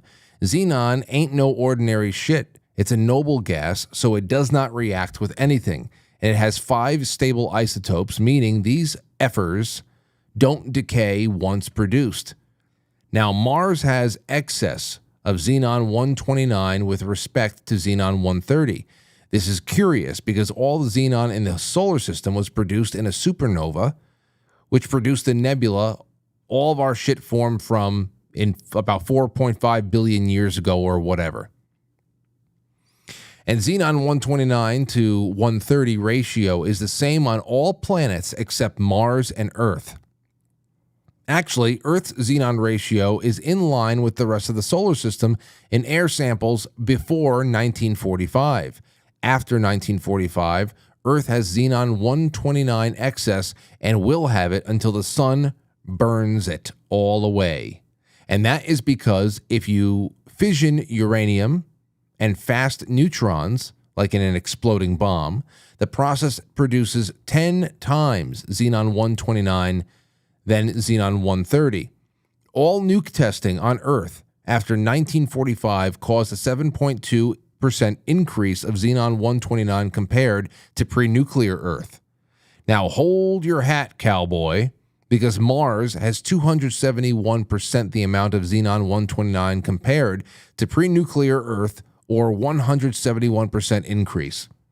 So it means that the total yield of nuclear processes on Mars was fucking 21 times the yield of all nukes ever detonated on Earth. Hate that ring. I hate that ring. Hold on a second. It's the worst ring. I hate it. Keep doing it. No, that's it. There you go. There's the ring.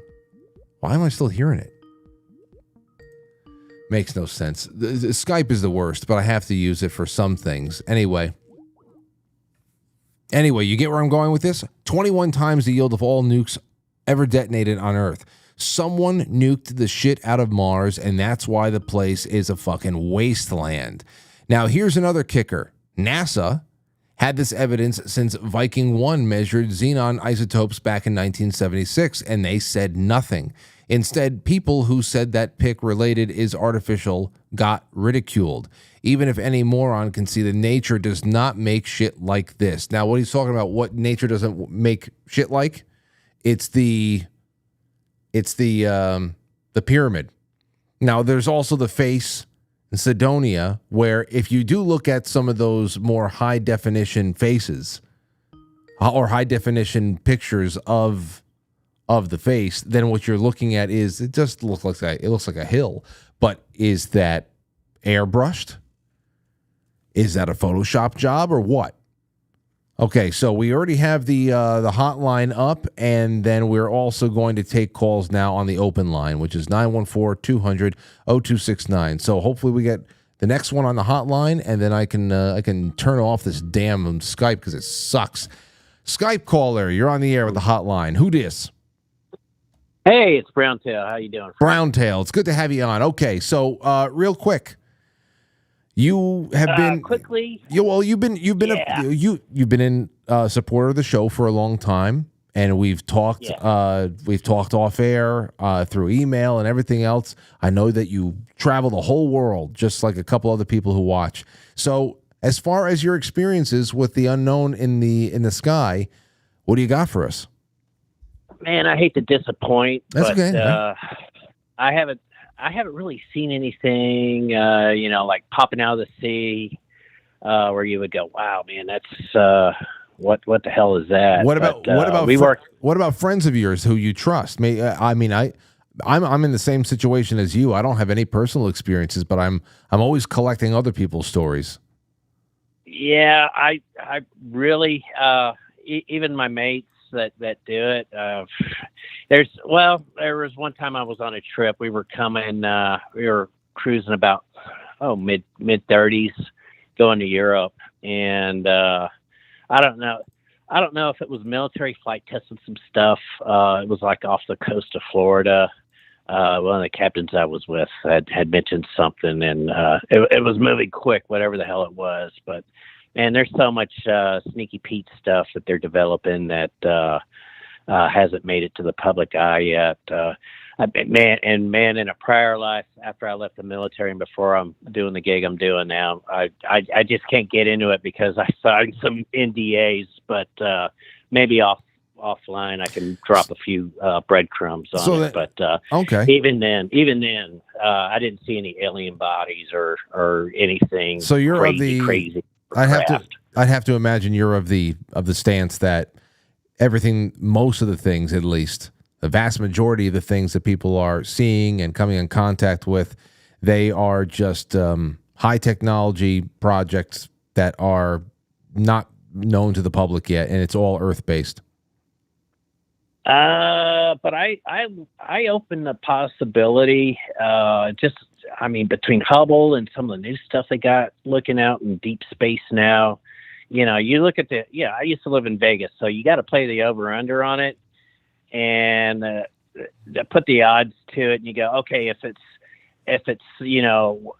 1% of what's a universe that's out there, and then out of 1% of that, then 1% of the galaxy, and you just keep slicing the pie thinner and thinner and thinner, and then look at habitable worlds. You're still looking at a huge number of possibilities of not only is it intelligent, but even beyond that, you know.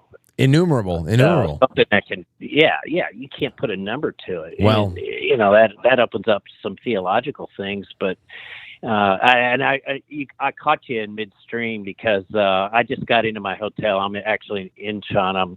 I'm gonna hit a nap and then hit some Korean barbecue and listen to some K-pop. So. Nice. Well, you enjoy yourself out there, sir. Thanks for calling in. All right, you bet. Okay. Take care, Frank. Take care. Obviously, I will keep that open for any other incoming calls from our pilot friends. 707, you're on the open line. Hello. Quite Franklin. Yes. Noah, who it is over here. Who is it? This is Noah. Oh, Noah. How are you? I'm an updeck man. Good. It's good to hear from you. Absolutely. Good to hear from you, too. I love the topic of tonight, and so I had to call in because I've actually been abducted twice. Really? I'm no scholar on UFOs. As a matter of fact, I didn't even pay attention to the fucking UFO hearings because I don't give two shits about shit I already know about.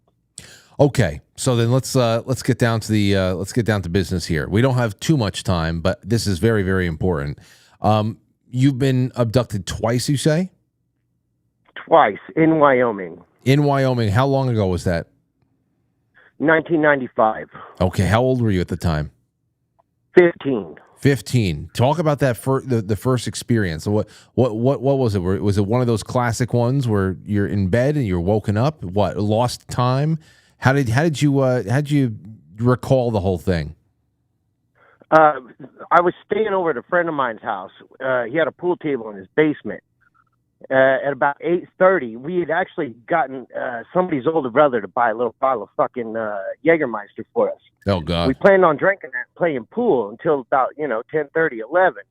Next thing we knew, we started playing our first game of pool. Next thing we knew, his mother came down the stairs in her nightrobe, and she said, "What are you boys doing?" And he apologized to her. "I'm sorry, did we wake you up?" And she said, "No, what are you talking about? I'm getting up to go to work." 12 hours of time had passed. Oh. We didn't go to sleep, and we had all only taken a tiny sip off of this little fucking pint of Jägermeister. So anyway, we spent that whole day trying to figure out what the hell happened to us, And then a few days later, I was with another friend of mine walking through Green River on Flaming Gorge Way from west to east facing Kissing Rock.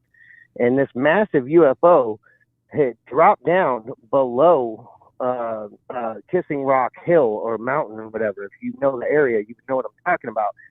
And it was big enough because I had explored that entire hill that I knew how big it was. It was about 2 football stadiums. It was massive. And it looked like the one from Flight of the Navigator. And that was the first thing I thought to myself. I said, "Oh, Flight of the Navigator, had it right." And I stared at this thing with my friend who was not there the first time. And then it pulled up above the hill and zipped off like it vanished into, like it shrank, honestly. It didn't make a sound. It just looked like it shrank into nothing. And then a few days later, it happened again with a buddy of mine that was there the first time. And the second time, and this is all within the span of a week. But as far, okay, so no, let me Noah, let me just say, it's lost time is one of those like hallmark things that everybody that a lot of people have when they talk about abduction experiences, but and then of course having that 12 hours of lost time when you weren't even drinking, or you intended to but you didn't. That's odd in itself. And then of course there is a UFO experience not too long afterwards, which I can say, okay, well, maybe this is connected in some way. But is there anything other than the lost time where you actually had an encounter of the fourth kind there, where you have been in a place? Well, with yeah, not till later though. How many? So you said okay. How many abductions were there? You said it was 2 encounters. Yeah, and then much later in my life, I experienced a couple of non-terrestrials in human suits. But yeah, in human suits, where'd you see them? Big Island, Hawaii. And what were they doing? How did you know that these people were not human? They were just presenting as human. Well, now we're really jumping ahead. Well, I mean, we don't have time. We don't have time. So I know, and that's a much longer story. So, I mean, you can cut to the chase. How did you know that they were non-humans presenting as human? My baby's mother, who I'm not together with anymore, but she would vouch for this 100%. We saw them coming down the street. I was walking my 6-month-old son in a stroller down the main street of Kailua Kona. And, we're sober, new parents, but we're both very, highly sensitive, let's just say, to whatever, everything, And there was this very odd-looking couple coming at us on our same side of the street, walking towards us. And we're sitting there, gesturing back and forth at each other like, what the fuck is going on? And then we could see them gesturing back and forth at each other like, what the fuck is going on? And then eventually we crossed paths to where we were standing right next to each other. And there was a male and a female, and both of them were over 7 foot tall. They were dressed, and this is in, it was 2002. And so this is in 2002, in 2002. We go to cross right by them, and they look over their dark sunglasses at us, and they have the biggest eye sockets I've ever seen in my life. And their eyes are completely black, glossed over, and it froze us in our tracks. And both of us felt as though we were in a type of a psychic battle with the two of them, but nothing that was, negative. You know what I mean? But you said that both of this other couple that had been eyeing you, and you guys noticed, and you're eyeing them, and everybody's trying to get a read on each other. Once you actually crossed path, you said the man and the woman were approximately over 7 feet tall. Yeah, both of them were over 7 foot tall. The dude was taller than the female, but when you got up close to them, you could tell that they were wearing costumes. So they were like skin costumes. Well, Noah, I can't wait. I can't wait to start doing some late night Saturday broadcasts again, because I want to do a whole evening of just calls like this. Thanks for the call. Thanks for this, man. Yeah, absolutely. Love you, man. My life is full of weird shit. Ain't my choice. I want to hear it. Trust me, I want to hear it. And I won't just be waiting for a Saturday night to get together and chill. I mean, those are always fun to let the hair down and do whatever. But I want to start taking calls, weird calls, and we have to keep that up. We got to keep that up. All right, let's take a 262. You're on the air. Go ahead. Hi there. Hi. I was going back to the Mars thing, and I'm wondering, has anybody come across the reason that the Mars rover keeps getting dusted off? Keeps getting, what did you say, dusted off? Yes, the solar panels on top of the Mars rover have been getting dusted off, and nobody can explain why. And the Mars talk got me thinking about this again, and I was just wondering if anybody heard anything. I that is something I do not know. I have not. I honestly have not tracked the thing at all. Despite my despite my interest in the topic, when it comes to a lot of the missions, the so-called missions that NASA is running here, there, and everywhere, I think that there's just so much deception that it's actually kind of taken a lot of my interest away.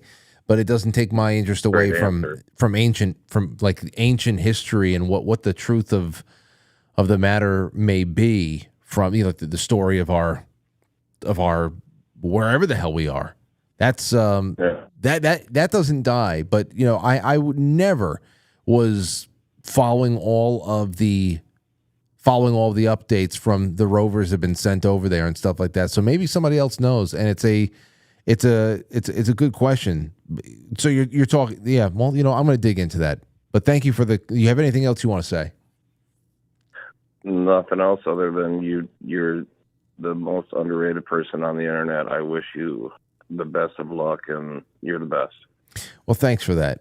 And you know what? The crazier the world gets, I got to say, not only do compliments like that mean the world, but I am so okay with our slow, steady growth. I'm meeting great people along the way. The show continues to grow, but I feel like we've got a natural filter system on things. I think that the right people always show up to join the audience and join the culture of the show and all that stuff. The right people always show up, and there's not a lot of extra. There's just not a lot of extra debris. You know what I mean? I feel it's such a lean audience, and I love it. I really do. You know, there's a lot of people that blow up overnight, and they get pelted with so many types of people that are expecting so many different types of things, and it gets a little bit messy. But the way that this has just been slow and steady and focused, I love it, and I think it's actually protected us along the way too. It really has. I'm grateful for all you. All right, let's take a call from New York. 646. Go ahead. Hey, it's Larry. Hey, Larry. I spent 2 years on the Richard Hoagland deep dive on pictures from Mars, and spent a whole bunch more time on. Those aren't pictures from Mars. They're pictures either from Earth or they're just made up. We went through this for 2 years. We went through, and there was 1,000 people on one of these channels. They aren't pictures from another planet. They're not. They're just pictures from here. And tonight, Tim was really responsible on the ufology subject, because I've told you this before. I think that ufology is not mutually exclusive from the cosmology of, you know, a globe skeptic. That I think all these things are here with us, and I think we're a lot bigger outward. And I've been really clear about that. And I think Tim, I was watching his body language. I think he suspects that, especially as he was working a little bit biblical on you know what Genesis is, yeah. And what I'm saying is, like, I've seen shit in the sky that I don't understand. I don't get it. But like, I've always taken to the account that, like, maybe we're flyover states for more people that are out, not up and out from a spherical standpoint, but out. Yeah. And Richard Hoagland, as far as I'm concerned, was one of the biggest YouTube snake oil salesmen I've ever seen in my whole life. And we dissected his crap forever. And I was like, oh, you see a face on Mars. Oh, you see that can be done in Photoshop in 5 minutes. 5 minutes. Pyramids on a supposed space balls, Disneyland space balls out in space, can be done in Photoshop in 5 minutes. 5 minutes. Mm-hmm. And I'm coming from a position. I'm a ufologist. I've always loved the idea of spacecraft and people from other places and that sort of thing. I still believe that there are things we don't understand offshore.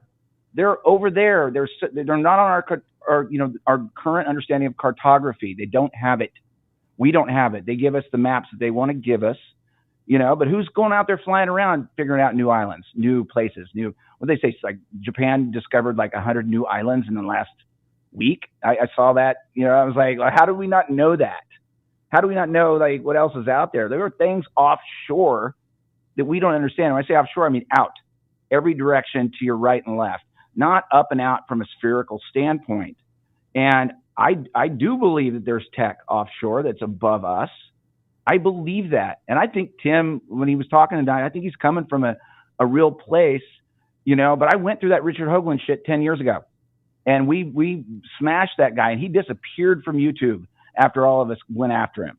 He's selling this crap, pictures. Like, I can build the pictures he was showing us. I went through this whole thing. I was like, oh, that does look like a fortress on Mars. Oh, that does look like something happened. Oh, there's a big canyon on Mars.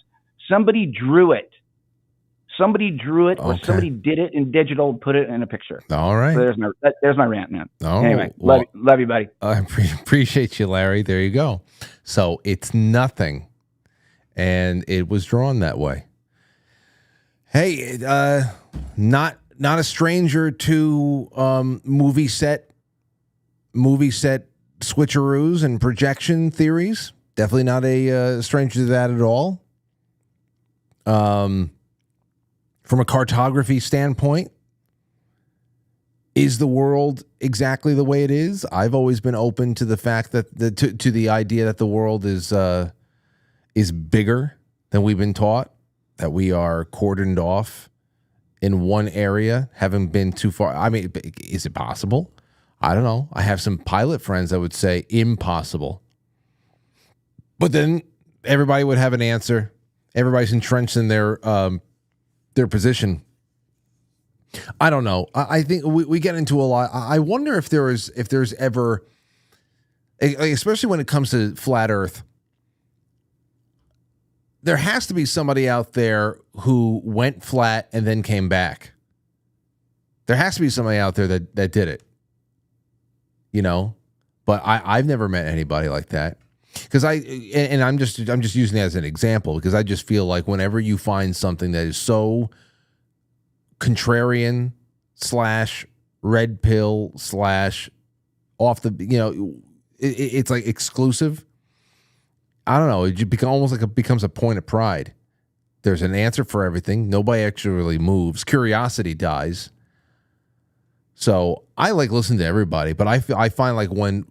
And again, I'm not piling on flat Earth. I'm just saying, as an example, when somebody finds something like that, usually the talons, the claws go in, you get rooted, and then that's it. And I don't know.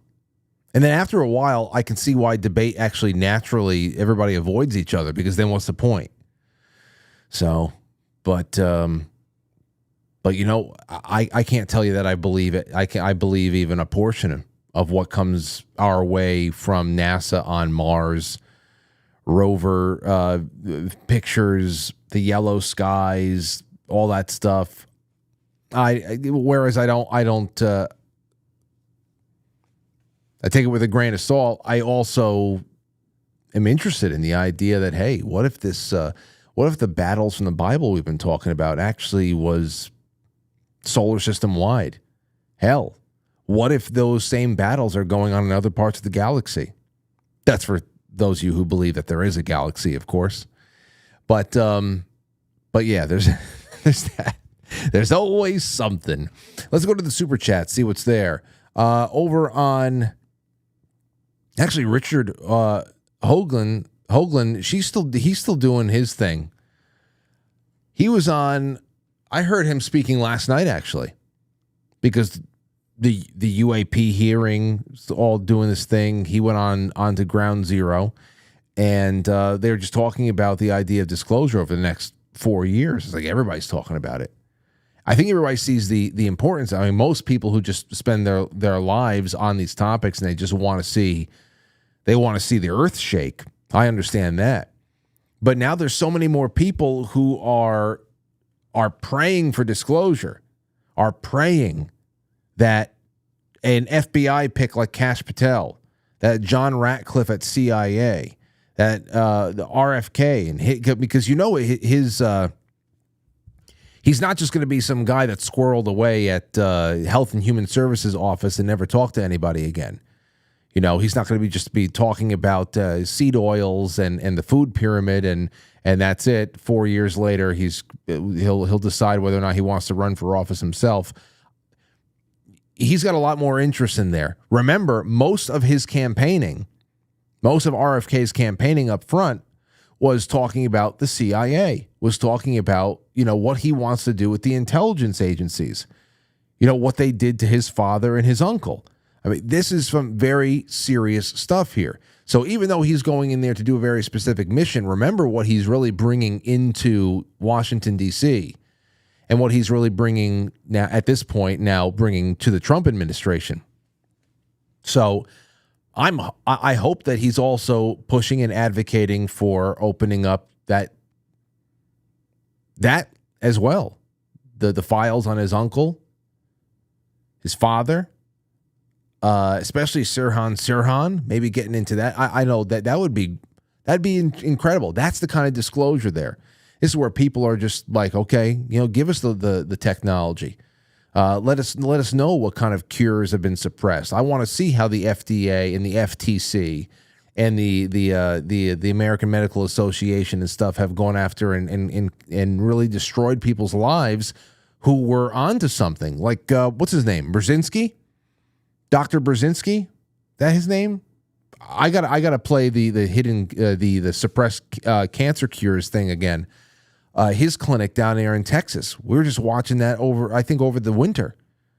That's one hell of a story right there. And you think about how the FDA and all of these organizations have gone after people who are really in good faith saving lives, but they're not saving lives with approved modalities that are making certain people money, that they're actually saving lives instead of just keeping people hooked up to chemo for 10 years and praying that everything stays in remission, and when it comes back with a fury, go back and let's try it again.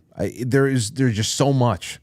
Disclosure means so much, and I think right now more people than ever before just want everything spilled out onto the table as fast as possible, so that we can spend as much time as possible digesting it and really calling focused attention to what this all means. Because that in itself is going to become a campaign message for 2028 and 2032. And if the polls don't flip 90% at that point, which Larry is not very concerned about because there are no polls, then we'll really have a lot on our side. And there will be less and less reason for these agencies to even exist. Once you have disclosure, then it's going to be, the real question is reform. Why do we want to reform this? The reason why this shit has happened to us is because they exist. They exist. So I want to know it all. I want to know it all. Jay Semo says, fascinating, especially the Mars discussion. Thank you so much, Jay. Captain Wiggle says the studio looks awesome. Thank you, Captain. And over on quitefrankly.tv, powered by Pill, let's see those gold pills, shall we? All right, first one up is, hold on, right at the top. Esther G. Looking forward to Timothy Alberino's insights. Well, that was then. This is now. I hope you enjoyed it, Esther. Thank you so much. Braves Piano, thank you. Doug Simmy, C. Blanche, Empress Bitch. Robert Sarnes, Tempo 420, Cave Toad says, just a can slap, sorry. It does look like an Antifa flag behind you. Okay, well, that's your problem. Let's see here. River Pike says, hello, Frank and friends. Hello, River Pike.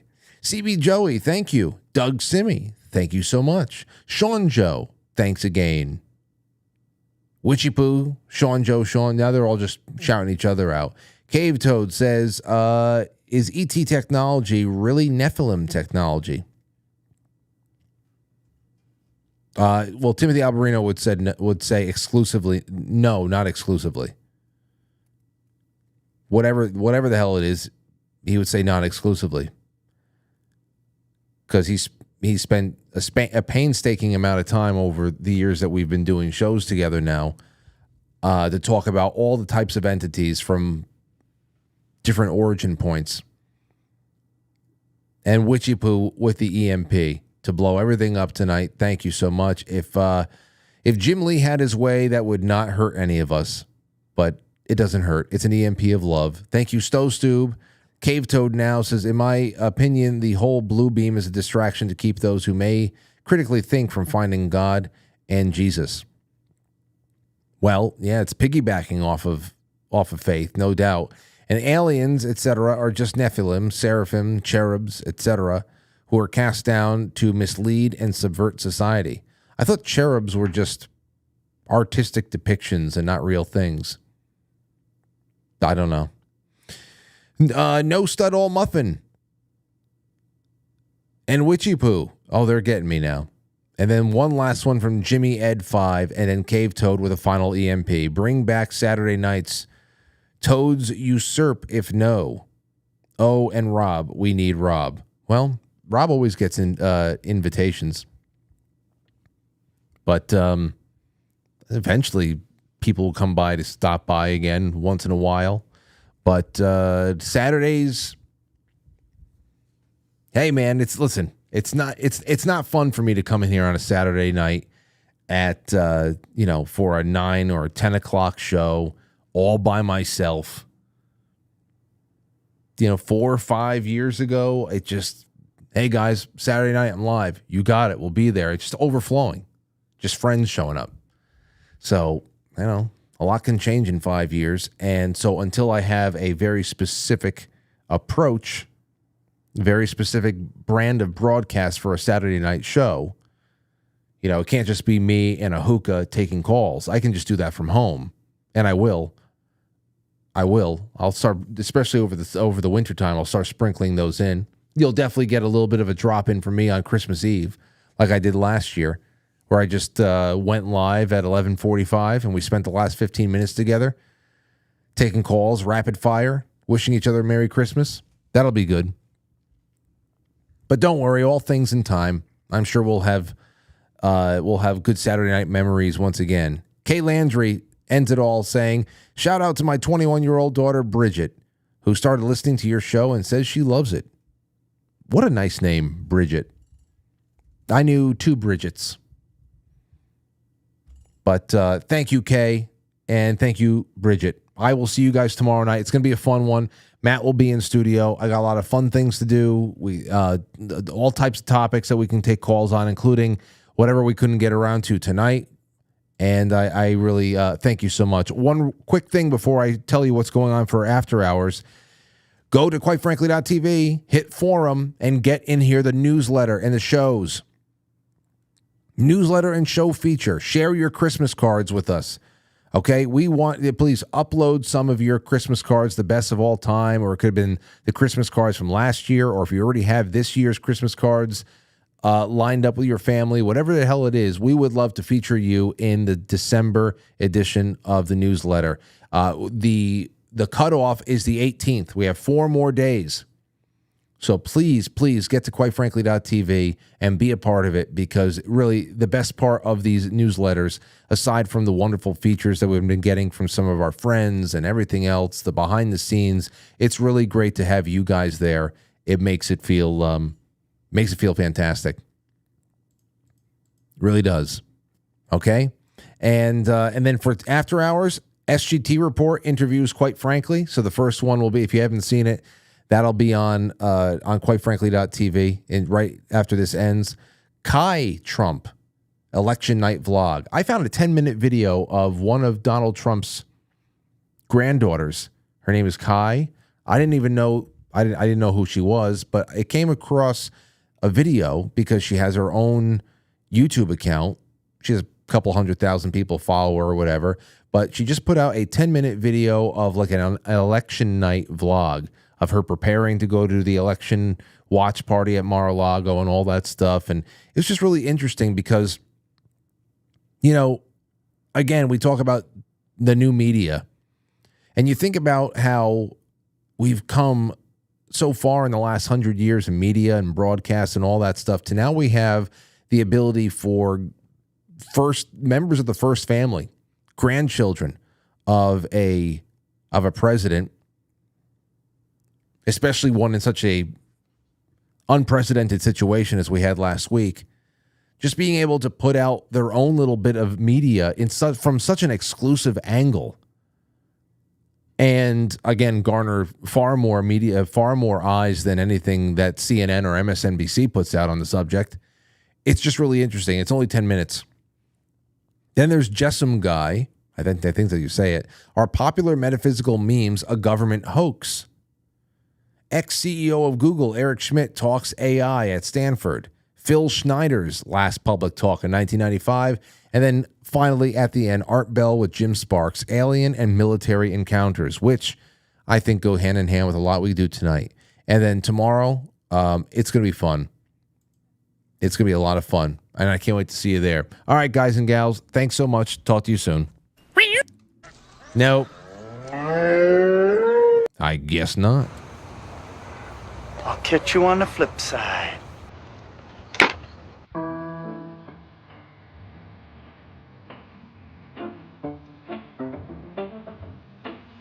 Quite Frankly is filmed before a live studio audience, and now our super chatters, starting with Jay Brits and all of our wonderful Rumble ranters and our gold pillars. I'm releasing this scratching right now, and thank you guys and gals. I will see you tomorrow. All right? Good night.